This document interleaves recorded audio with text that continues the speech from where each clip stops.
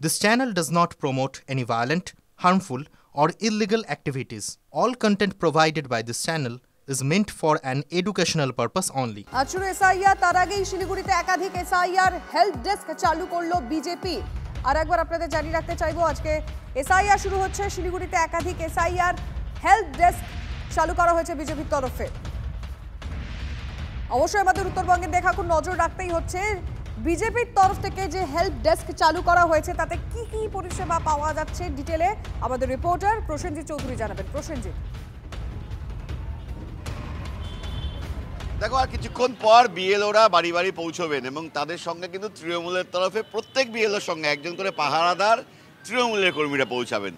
পাল্টা হিসেবেই বিজেপির তরফে কিন্তু পাড়ায় পাড়ায় এসআইআর ক্যাম্প এবং সেই ক্যাম্পের সংখ্যা শিলিগুড়িতে আরও বাড়ানো হচ্ছে। এর আগে আমরা দেখেছিলাম শঙ্কর ঘোষ তার বিধায়ক কার্যালয়ে একটা এসআইআর ক্যাম্প করেছেন, এবার শহরে এনটিএস মোড়ে ক্যাম্প, যেখানে এই পুরনো ভোটার লিস্ট নিয়ে এবং এই এলাকায় নথিপত্র নিয়ে বসেছেন খোদ বিধায়ক।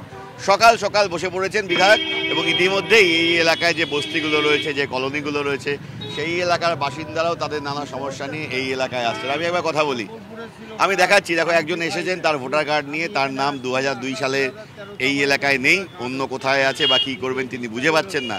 তিনি কিন্তু এই ক্যাম্পে এসেছেন এবং বিধায়ক তাকে বুঝিয়ে দিচ্ছেন যে কী কী 12টি যে ডকুমেন্ট আছে সেই ডকুমেন্টগুলো কী কী প্রয়োজন বা তার নাম কোথায় আছে, কিভাবে তিনি তার নামটিকে রক্ষা করবেন ভোটার তালিকায় যখন বিএলওরা আসবেন, তার কি করণীয়।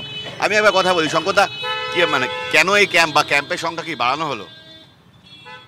না, ক্যাম্পের সংখ্যা বলতে আমাদের একটা উদ্যোগ আমরা নিয়েছি যে সারা শিলিগুড়ি শহর জুড়েই ক্যাম্পগুলো করব। গতকাল আমি আবেদনও করেছি যে ক্লাব, স্বেচ্ছাসেবী সংস্থা, এনজিও সবই তারাও এই ধরনের সহযোগিতার হাত বাড়িয়ে দেবে। আমি নিজে ব্যক্তিগতভাবে প্রত্যেকটি ওয়ার্ডে যাব, সকালবেলা করে আমি চেষ্টা করব মানুষের প্রতিদিন, আমি শিলিগুড়িতে থাকলে প্রতিদিন কোনো না কোনো ওয়ার্ডে গিয়ে এটাকে মানুষকে সহজলভ্যভাবে করব। এইখানে দেখুন একটা উনি কার্ড নিয়ে এসছেন, ওনার 1995 সালের ভোটার লিস্টে ওনার জব্বলপুরে ছিল, কিন্তু 2002-এ নামটা নেই, না থাকারই কথা, উনি শিফট হয়ে এসছেন, পরবর্তীকালে ওনার এখানে নাম উঠেছে। তাহলে এই ধরনের কেসগুলো কিভাবে শর্ট আউট করবে, তার জন্য আমরা ঠিক এইখানে এনুমারেশন ফর্মটা রেখেছি। এই এনুমারেশন ফর্ম দেখিয়ে উনি বিএলওকে কি কথা বলবেন, এই এনুমারেশন ফর্মের মধ্যে উনি কি লিখবেন এবং লেখার পরে পরবর্তীকালে উনি এই ডকুমেন্ট সহ আর কি কি জমা দেবেন সেগুলো আমি বুঝিয়ে দিচ্ছি।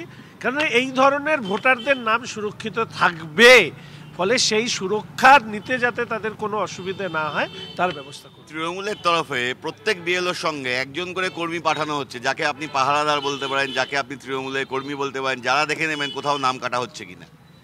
আপনারাও পাঠাবেন? না, প্রথম কথা হচ্ছে যে রাজনৈতিক দলের কাজ সহযোগিতা করা। ইসিআইয়ের পক্ষ থেকে সমস্ত রাজনৈতিক দলের কাছেই বলা হয়েছে যে BLA 2 দেওয়ার জন্য। ইতিমধ্যে আমার বিধানসভার সব BLA 2 দিয়ে দেওয়া হয়েছে এবং সারা রাজ্যে ভারতীয় জনতা পার্টির BLA 2 জমা করবার কাজ প্রায় সম্পূর্ণ হওয়ার পথে। ফলে স্বাভাবিকভাবেই বুথ লেভেল অফিসার্সদের পাশে BLA 2-দের রাজনৈতিক দলের কর্মীদের উপস্থিতি ভয় দেখানোর জন্য নয়, তৃণমূল যেটা করতে চাইছে। বুঝতে পারছি প্রসেনজিৎ, এই ক্যাম্প বিজেপির তরফ থেকে করা হচ্ছে, শিলিগুড়ির বিভিন্ন জায়গায় করা হবে, নজর রাখুন।